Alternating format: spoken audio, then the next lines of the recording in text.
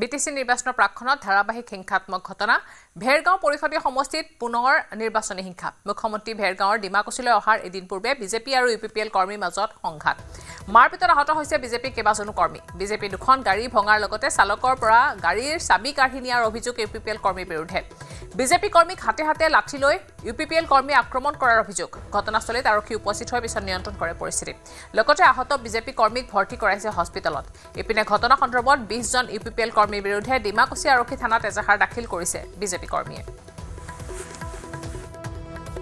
ভাৰতীয় জনতা পাৰ্টি বিজেপিৰ আমাৰ কাৰ্যকৰ্তা তেওঁলোকে আমাৰ যিখিনি আমাৰ কাৰ্যকৰ্তা কৰ্মী আছে তেওঁ আমাৰ মিটিংছ নিবাৰ কৰি আমি ঘৰত যেতিয়া থবলৈ যাওঁতে মানে আমাৰ ইউপিপিএলৰ কৰ্মীসকলে তেওঁলোকে আমাৰ দলৰ কৰ্মীক তেওঁলোকে আক্ৰমণ কৰে আমাৰ কৰ্মীৰ চালকৰ মোবাইল কাঢ়ি লৈ যায় তাক মাৰিছে কাণত মাৰিছে তাৰপিছত তাক মাৰিছে আমাৰ এজন পাৰ্চনেল আমাৰ লগৰ এজনক মাৰিছে তাজন কি পাৰ্চনেল বুলি কওঁ তাত তেওঁলোকে মাৰিছে তেওঁ এতিয়া মেডিকেলত গৈছে তেওঁলোক আমাৰ ৰিপৰ্ট সব আছে তেওঁলোকে এইটো আমি বহুত দুৰ্ভাগ্যজনক আমি সমষ্টিবাসীয়ে বহুত দুখ অনুভৱ কৰিছোঁ আমি এই ভেৰগাঁও সমষ্টিত আমাৰ কেইদিনমান আগতে আমাৰ অধ্যক্ষ মহোদয়ৰ ফলক ভাঙিছে কোনে ভাঙিছে আমি কোৱা নোৱাৰোঁ কিন্তু সেই দুৰ্ঘটনাবোৰ আকৌ আমাৰ মাননীয় মুখ্যমন্ত্ৰী মহোদয় আমাৰ ভেৰগাঁও সমষ্টিলৈ আহিব 11 তাৰিখে তাৰ আগতে আকৌ এইটো ঘটনা আমি বহুত দুখ পাইছোঁ বহুত আমি লাজ পাইছোঁ এই সমষ্টিত এনেকুৱা হ'ব নালাগিছিলে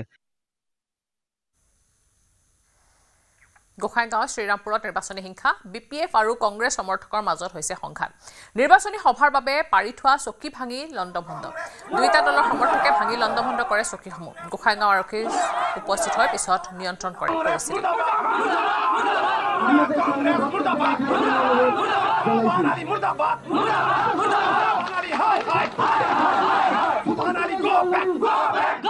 ইয়াত দুজন ব্যক্তিৰ নেতৃত্বত এজন হ'ল গফুৰ আলী শুনামতে তেওঁ গাঁওবুঢ়া হয় আৰু মিণ্টু আলী নামৰ দুজন মানুহৰ নেতৃত্বত 15-20 জনীয়া মানে উদণ্ড যুৱকৰ মই ভাবোঁ সিহঁতে ড্ৰাগছ আৰু গাঞ্জা চাঞ্জা খাই ইয়াত আহি যি এক অস্থিৰ পৰিৱেশৰ সৃষ্টি কৰিছে এয়া নিন্দাজনক দুৰ্ভাগ্যজনক গৰিহণাজনক গতিকে মই ভাবোঁ এই চিমুলতাবাসী ৰাইজ 99% ৰাইজ আজি আমাৰ লগত আছে ইয়াত এই চেয়াৰবিলাক চকীবিলাক সিহঁতে ভাঙি চুৰমাৰ কৰি দিছে সিহঁতৰ হাতত ৰড খুকুৰীয়া দিও আমি দেখিবলৈ পাইছোঁ গতিকে সিহঁতে একচুৱেলি ইয়াত কংগ্ৰেছ চৰকাৰৰ যি এক নমুনা কংগ্ৰেছ চৰকাৰৰ যি এক ব্যৱহাৰ কংগ্ৰেছ চৰকাৰৰ যি এক স্বৈৰাচাৰী সেই স্বৈৰাচাৰীখিনি কিন্তু আজি ইয়াত পৰিস্পুষ্ট হৈছে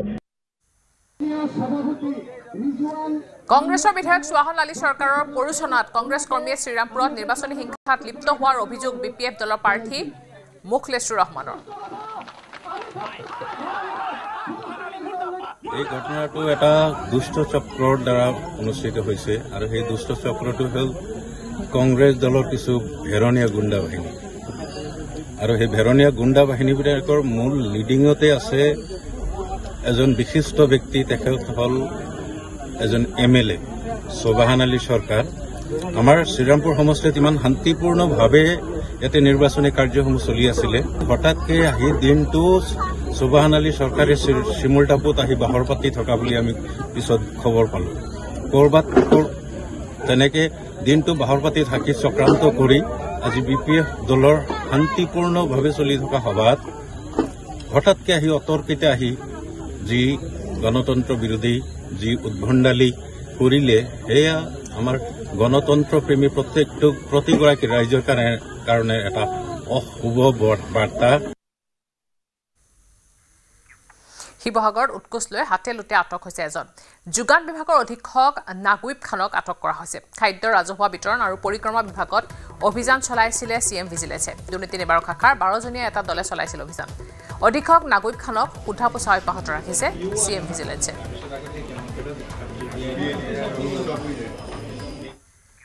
দুৰ্নীতিগ্ৰস্ত নাগুইব খানৰ নগাঁৱৰ ঘৰতো অভিযান চলাইছে CM ভিজিলেন্সে MB ৰোডৰ ঘৰত অভিযান চলাইছে নগাঁও আৰক্ষীৰ অপৰাধ শাখাই অভিযান চলাইছে শিৱসাগৰত উৎকোচ লৈ গ্ৰেপ্তাৰ হৈছিল নাগুইব খান খাদ্য আৰু অসামৰিক যোগান বিভাগৰ অধীক্ষক নাগুইব খান দুৰ্নীতি নিবাৰক শাখাই গ্ৰেপ্তাৰ কৰিছিল দুৰ্নীতিগ্ৰস্ত বিষয়াজনক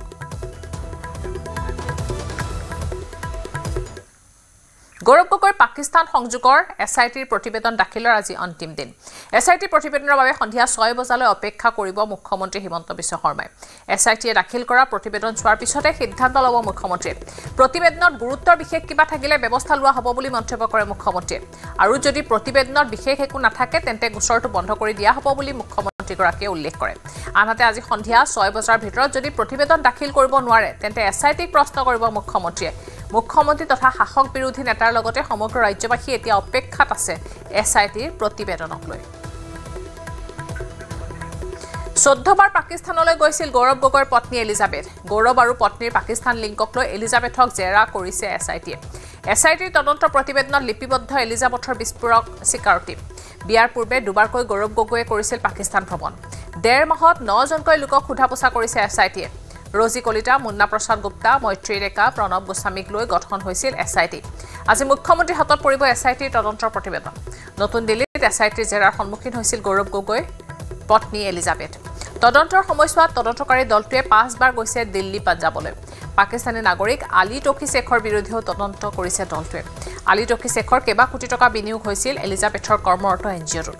আজি সন্ধিয়া এছআইটিয়ে প্ৰতিবেদন জমা কৰিব মুখ্যমন্ত্ৰীক। তদন্তকাৰী দলটোৱে জেৰা চলোৱা নাই সাংসদ গৌৰৱ গগৈক। প্ৰতিবেদন দাখিল কৰাৰ পূৰ্বে এছআইটিৰ সূত্ৰৰ পৰা প্ৰকাশ কৰা হৈছে এই তথ্য। গৌৰৱ গগৈৰ পাকিস্তান লিংক সন্দৰ্ভত আজি নুমলীগড়ত মুখ্যমন্ত্ৰী হিমন্ত বিশ্ব শৰ্মাৰ মন্তব্য। এছআইটিয়ে প্ৰতিবেদন 6 বজাত দাখিল কৰাৰ পিছত লোৱা হ'ব ব্যৱস্থা। প্ৰতিবেদন তন্নকৈ পৰীক্ষা কৰাৰ পিছতহে গৌৰৱ গগৈৰ পাকিস্তান লিংকৰ সমগ্ৰ ঘটনা আহিব পোহৰলৈ। টিভিত আলোচনা চক্ৰ পাতি এই বিচাৰ কৰিব নোৱাৰি বুলি প্ৰতিক্ৰিয়া ব্যক্ত কৰে মুখ্যমন্ত্ৰীয়ে।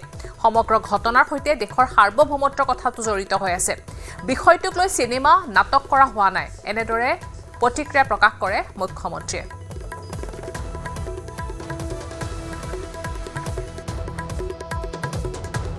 আমিতো মই জানাত 6 বজাত এছআইটিয়ে মোক সাক্ষাৎ কৰিব, মোক প্ৰতিবেদনখন দিব।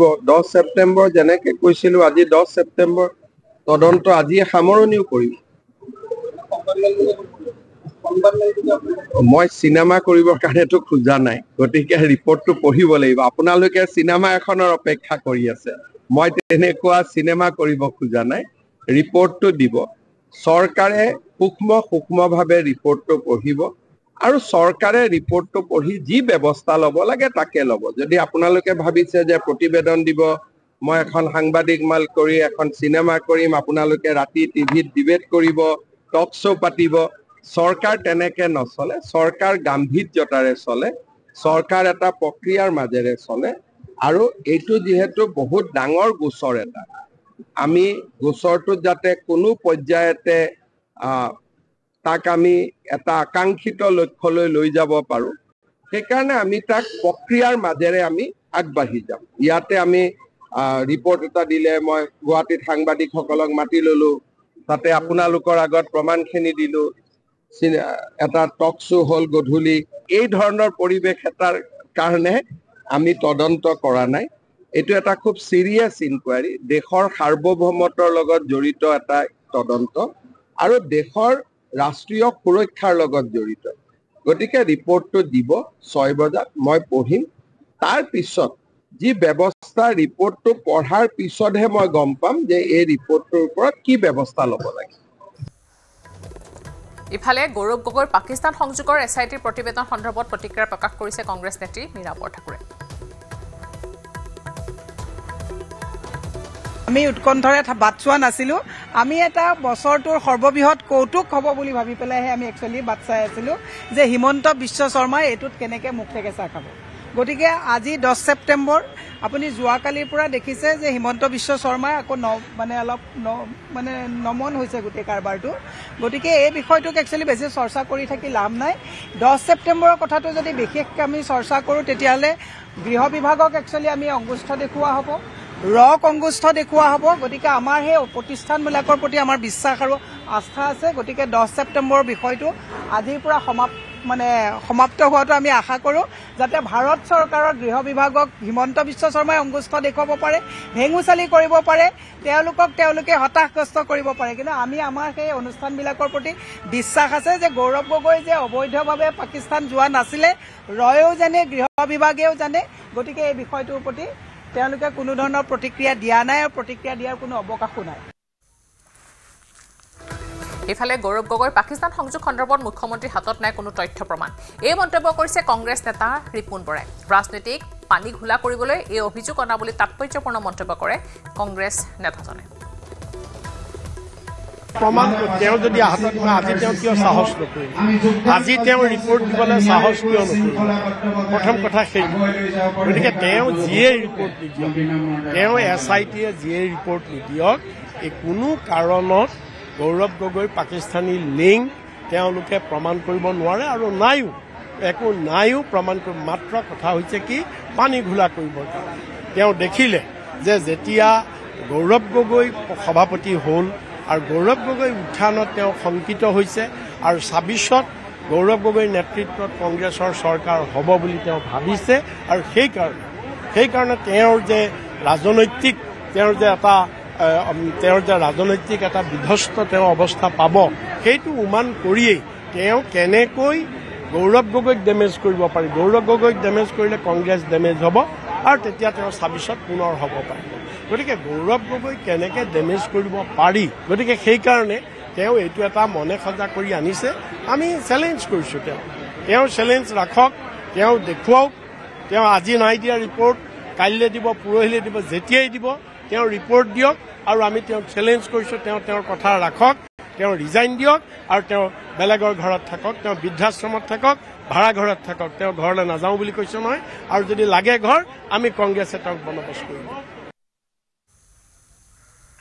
মিজোৰামৰ বিধানসভা উপ নিৰ্বাচনৰ প্ৰাৰ্থী ঘোষণা কংগ্ৰেছৰ ডাম্পা বিধানসভা সমষ্টি উপ নিৰ্বাচনত জন ৰাফলিয়ানাক কংগ্ৰেছৰ প্ৰাৰ্থিত্ব প্ৰদান 2008 আৰু 2013 চনত কংগ্ৰেছৰ টিকেটত বিধায়ক নিৰ্বাচিত হৈছিল জন ৰতয়ালুংগিয়ানা 2018 বিধানসভা নিৰ্বাচনত পৰাস্ত হৈছিল জন ৰতলুই য়াংলিয়ানা ইপিনে চলিত বৰ্ষৰ 21 জুলাইত মৃত্যু হৈছিল ডাম্পা বিধানসভা সমষ্টিৰ MNFৰ বিধায়ক লালটি লিন্টুয়াংগাৰ বিধায়কগৰাকীৰ মৃত্যুৰ পিছত খালী হৈ পৰিছিল সমষ্টিটোৰ বিধায়ক পদ